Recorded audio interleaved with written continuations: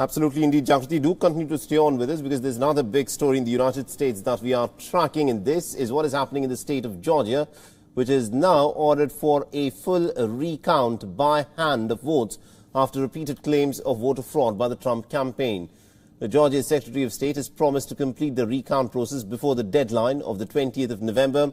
Earlier in the week, the Trump campaign had demanded for a by-hand recount of all votes in the state. The new plan is to conduct an audit, a recount and also a recanvass all at once. Presently, as things stand, it is Joe Biden who holds a 14,000 vote lead over Donald Trump in Georgia.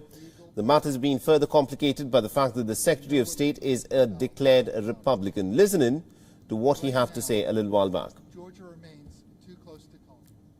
The margin being so close, it will require a full by-hand recount in each county. This will help build confidence. It will be an audit, a recount, and a recanvass all at once.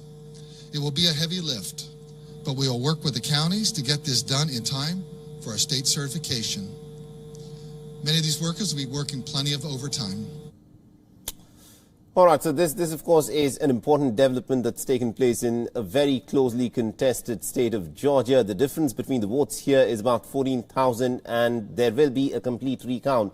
And Jagrati, the question that I want to ask you is, now that Georgia has, ordered for a recount, what is the Trump campaign saying and what is the Biden campaign saying? Because this effectively can go on in many other states, and that could, of course, delay the entire process of the transition of power.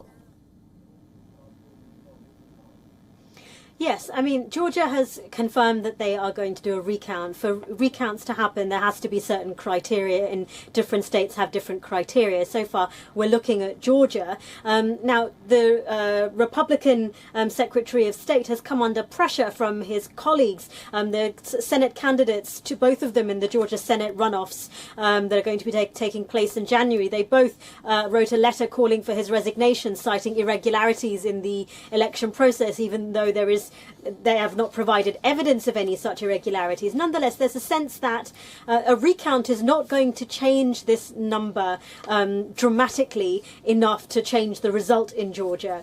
Even if it does, there is, the maths means that Joe Biden still is president-elect because he still will have passed over the 270 threshold needed to win the election. So it looks like this is not going to manifestly change anything that's happening right now.